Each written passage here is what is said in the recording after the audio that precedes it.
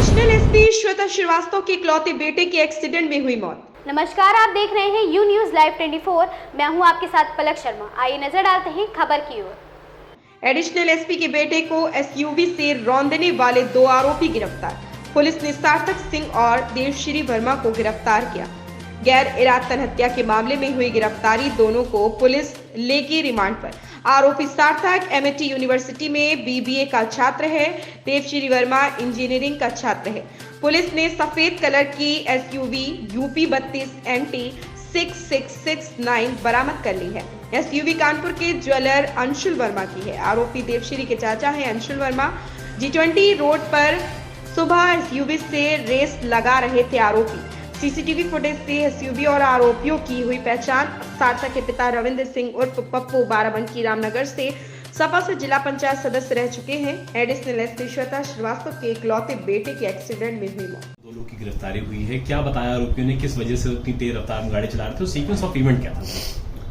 ये थाना गोमतीनगर विस्तार में 21 नवंबर की प्रातःकाल एडिशनल एसपी श्वेता श्रीवास्तव के बेटे के साथ एक दुर्घटना हुई, जिसके संबंध में एक अभियोग पंजीकृत किया गया है, जिसमें इस घटना के जिम्मेदार 2 व्यक्तियों को गिरफ्तार किया गया है और इसमें प्रयुक्त की गई गाड़ी को भी बरामद कर लिया गया है। घटनाक्रम के संबंध में आरोपियों ने बताया कि उनके उसमें से एक आरोपी देवश्री वर्मा के चाचा ने एक नई XUV 700 अभी 2 महीने पहले खरीदी थी और उसके चाचा वर्तमान में लखनऊ में किसी शादी की वजह से आए हुए थे और ये दोनों लड़के उसमें तेज स्पीड से गाड़ी चलाने चाहते थे, उसको टेस्टिंग करना चाहते थे। इसीलिए रात में देवश्री वर्मा ने अपने चाचा से गाड़ी और गाड़ी की चाबी लेकर के अपने पास रख ली थी। प्रातःकाल उठ करके देवश्री वर्मा अपने मित्र सार्थक सिंह के पास गया, जहां सार्थक सिंह के बारे में उसको जानकारी थी कि उसके पास लर्निंग लाइसेंस है। इसीलिए ये लोग सुबह में गए, जहाँ पे देवश्री वर्मा ने उसको बताया कि सुबह सुबह पुलिस चेक नहीं करती है। फिर दोनों वहाँ से गाड़ी लेकर के G20 रोड पर आए, जिसमें एक तरफ से देवश्री वर्मा गाड़ी चला रहा था और उसको उन्होंने आपस में शर्त रखी थी कौन ज़्यादा तेज़ गाड़ी चलाता है। तो देवश्री वर्मा भी बहुत तेज़ी से गाड़ी लेकर के निकला और रास्ते में एक माँ बेटी जो वहाँ पर थे उस समय मौजूद, उनसे ऑलमोस्ट भिड़ते भिड़ते बचे।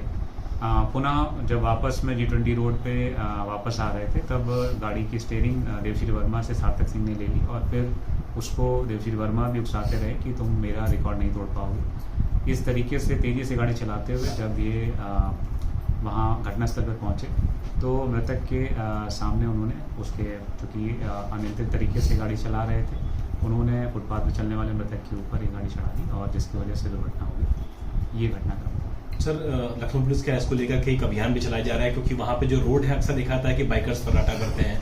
इन लड़कों ने भी एक दूसरे से शर्त लगा रही थी स्पीड को लेकर के, उसको लेकर कुछ लखनऊ पुलिस करने जा रही है। जो मुख्य रूप से लखनऊ पुलिस में जहाँ जहाँ ऐसे रास्ते हैं जहाँ पर ट्रैफिक का लोड कम रहता है, जिस वजह से गाड़ियाँ तेज़ रफ्तार में चलती हैं, जैसे लोहिया पथ है या ताज होटल से जनेश्वर मिश्रा पार्क की तरफ जाने वाला मार्ग है या G20 है रोड है, इन सब मार्गों पर हम लोग जिगजैग बैरियर लगाते हैं जो परमानेंट बैरियर रहेंगे, ताकि यहाँ पे गाड़ियों की स्पीड एक लिमिटेड वे में रह सके।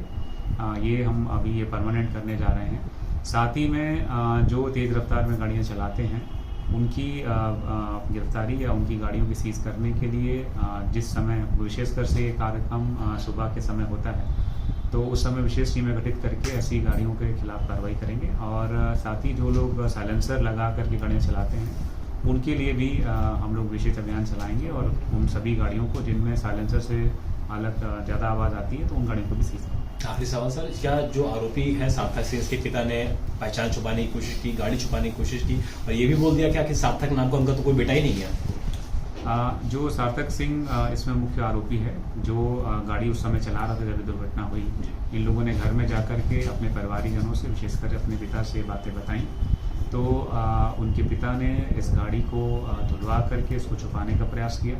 उसके बाद अभियुक्तों को भगाने में मदद करी। इसी कारण से उनके पिता सार्थक सिंह के पिता रविंद्र सिंह के खिलाफ भी 201 के अंतर्गत हमने कार्रवाई की है और यदि इस प्रकार के साक्ष्य आते हैं जो कि इस घटना में किसी अन्य की भी दुष्प्रेरणा थी या फिर किसी अन्य की लापरवाही की वजह से घटना हुई है, तो उसके खिलाफ हम कार्रवाई। ठीक सर, इस खबर में बस इतना ही। देखते रहे you news live 24। Latest update पाने के लिए हमारे चैनल यू न्यूज लाइव 24 को सब्सक्राइब करें, लाइक करें और साथ में बेल आइकन दबाना बिल्कुल ना भूलें।